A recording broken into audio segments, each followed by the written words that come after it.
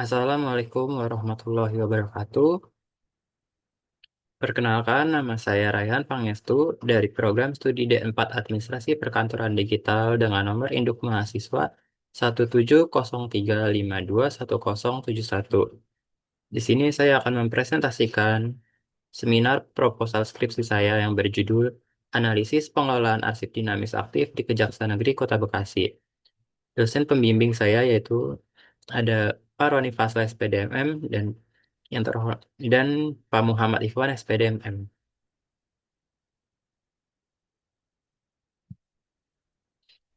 Latar belakang penelitian saya itu pada setiap instansi pemerintah atau swasta, informasi menjadi hal yang sangat penting untuk kegiatan perkantoran. Informasi adalah hal yang mendasar untuk melakukan setiap kegiatan berorganisasi, entah dalam hal mendukung proses kerja dan pengimplementasian fungsi manajemen. Berbagai bentuk dokumen dan media diciptakan untuk memberikan kemudahan dalam hal menyimpan, mencari, serta menyebarkan informasi. Bahkan juga dengan gabungan informasi yang disebut arsip. Dalam setiap kegiatan organisasi di instansi pemerintahan atau swasta, pasti akan selalu menghasilkan sebuah arsip. Pengelolaan arsip yang baik sangat diperlukan di setiap instansi. Pengelolaan yang baik dan efektif akan menciptakan kemudahan akses dan keterjagaan arsip itu sendiri. Pengelolaan arsip dinamis secara tradisional kerap kali menghadapi banyak kendala, seperti keterbatasan untuk akses arsip, risiko kehilangan arsip, dan kesalahan manusia dalam pencatatan dan pengelolaannya. Selain itu, kekurangan tenaga arsip ahli juga menjadi penghambat dalam pengelolaan. Di penelitian ini, saya juga telah melakukan pra-riset kepada 20 karyawan Kejaksaan Negeri Kota Bekasi, di mana pertanyaan pertama itu, apakah pengelolaan arsip dinamis pada Kejaksaan Negeri Kota Bekasi sudah berjalan dengan teratur? Di sini 60% menjawab tidak setuju, 20% menjawab netral, dan 20%-nya lagi menjawab tidak setuju. Lalu di pertanyaan kedua, apakah terjadi kendala dalam pengelolaan arsip dinamis pada Kejaksaan Negeri Kota Bekasi? 60% menjawab setuju, 25% menjawab tidak setuju, dan 15% menjawab netral. Dari hasil pra-riset ini sudah menunjukkan adanya permasalahan dalam pengelolaan arsip dinamis aktif di Kejaksaan Negeri Kota Bekasi, sehingga saya mengangkat fenomena ini untuk menjadi penelitian saya.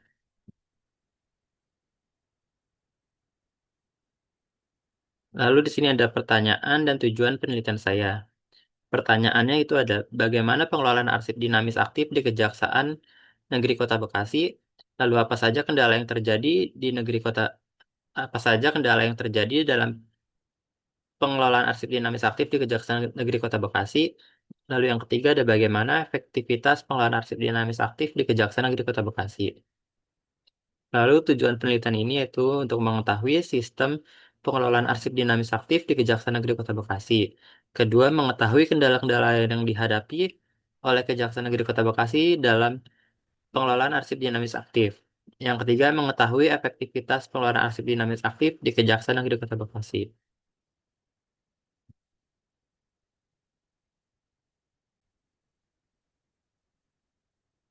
Lalu yang lalu selanjutnya itu manfaat penelitian. Manfaat teoritis, penelitian ini bisa dijadikan sebagai bahan acuan atau referensi untuk mahasiswa dalam mengerjakan penelitian selanjutnya.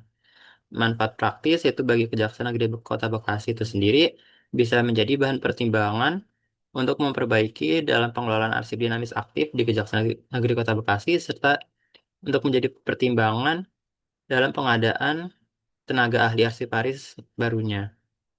Lalu bagi Universitas Negeri Jakarta, penelitian ini bermanfaat sebagai sumber penelitian baru untuk referensi bagi mahasiswa yang lain dan sebagai hubungan kerjasama dengan Kejaksaan Negeri Kota Bekasi dan Universitas Negeri Jakarta. Bagi peneliti, manfaat penelitian itu untuk menambah pengetahuan bagaimana pengelolaan arsip dinamis aktif yang baik. Lalu di bab 2, konsep yang diteliti, itu konsep yang diteliti pertama itu adalah pengertian pengelolaan. Kegiatan yang meliputi merencanakan, mengorganisasikan, dan mengarahkan dan mengawasi kegiatan manusia dengan memanfaatkan material dan fasilitas yang ada untuk mencapai tujuan yang telah ditetapkan secara efektif dan efisien. Lalu konsep yang diteliti, yang kedua ada pengertian arsip. Pengertian arsip adalah himpunan dari dokumen, informasi, dan media rekaman yang harus disimpan dan dikelola untuk penggunaan di masa yang akan datang. Yang ketiga ada fungsi arsip sebagai pusat ingatan suatu instansi akan sangat menentukan bagi perencanaan dan pengembangan suatu instansi. Hal ini mengingat posisi arsip menjadi acuan setiap lembaga dalam mengambil dan menentukan keputusan maupun kebijakan. Lalu yang keempat ada kegunaan arsip. Menurut Sugiarto dalam Risparianto 2021, berdasarkan nilai dan kegunaan arsip dapat dikelompokkan menjadi beberapa bagian di antara sebagai berikut. Yaitu arsip bernilai sebagai informasi, arsip bernilai sebagai administrasi, arsip bernilai sebagai hukum, arsip bernilai sebagai sejarah, arsip bernilai sebagai keuangan, dan arsip bernilai sebagai pendidikan. Lalu yang kelima ada jenis arsip. Menurut Nuraida dalam Indaryani tahun 2021, jenis-jenis arsip secara umum yaitu ada arsip dinamis dan arsip statis. Yang keenam, pengertian arsip dinamis aktif. Arsip dinamis aktif adalah arsip yang masih sering digunakan secara langsung dalam perencanaan penyelenggaraan kegiatan organisasi serta masih dikelola oleh unit pengelola. Lalu yang ketujuh, pengelolaan arsip dinamis aktif. Menurut Armstrong, pengelolaan arsip pengelolaan arsip adalah kegiatan dalam mengatur data dan informasi arsip dengan tujuan untuk memudahkan penemuan kembali. Berikut tahapan berikut tahap pengelolaan arsip. Itu ada tahap penciptaan arsip, pendistribusian, penyimpanan, penggunaan, pemeliharaan, dan penyusutan. Lalu konsep yang diteliti nomor 8 itu adalah kendala pengelolaan arsip. Pengelolaan arsip tidak selamanya berjalan mulus. Dalam pelaksanaannya terdapat beberapa kendala diantaranya yaitu satu, kurangnya pengetahuan dan pemahaman akan pentingnya dokumen kearsipan. Yang kedua, staf tidak memenuhi kualifikasi persyaratan sebagai tenaga ahli arsip. Lalu konsep yang terakhir yaitu efektivitas pengelolaan arsip dinamis. Menurut Muhyiddin dalam Nur tahun 2022, prinsip pemilihan sistem penyimpanan arsip yang efektif adalah dengan memperhatikan hal-hal berikut seperti ini, yaitu kecepatan dalam penemuan kembali, ketepatan menemukan arsip, keamanan arsip, dan efisiensi dalam pengelolaan arsip itu sendiri.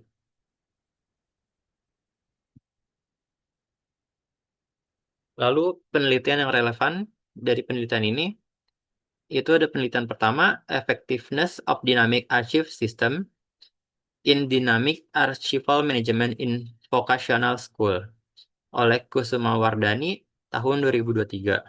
Hasil penelitian ini menunjukkan bahwa sistem informasi arsip dinamis yang diterapkan di Sekolah Vokasi Universitas 11 Maret sudah baik dan efektif untuk membantu mengelola arsip dinamis.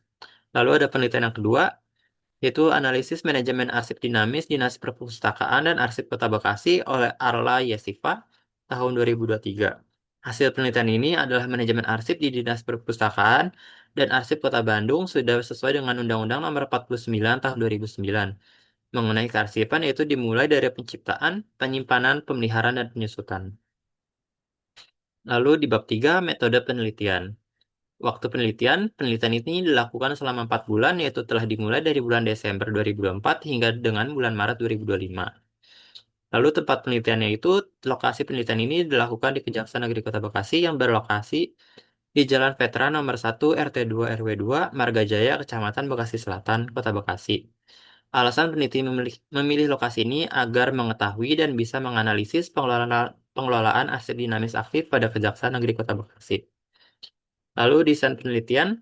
Dalam penelitian ini, peneliti memilih jenis penelitian deskriptif bertujuan untuk mendapatkan sumber informasi, menggali informasi mengenai gambaran umum dari pengelolaan arsip dinamis aktif pada Kejaksaan Negeri Kota Bekasi.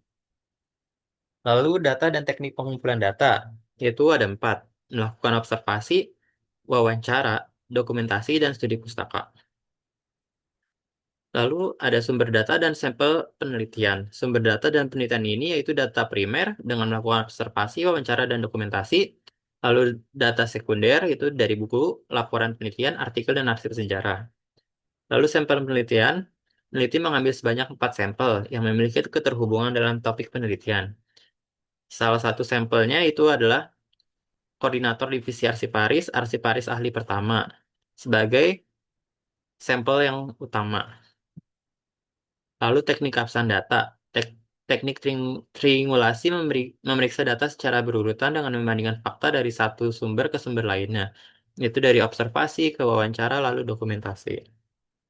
Lalu teknik analisis data yang dilakukan oleh peneliti itu menggunakan data kualitatif, yaitu dengan menguraikan serta menginterpretasikan data yang diperoleh dari lapangan dari para informan, yaitu dari mulai pengumpulan data, lalu mereduksi data, penyajian data, hingga menjadikan simpulan-simpulan.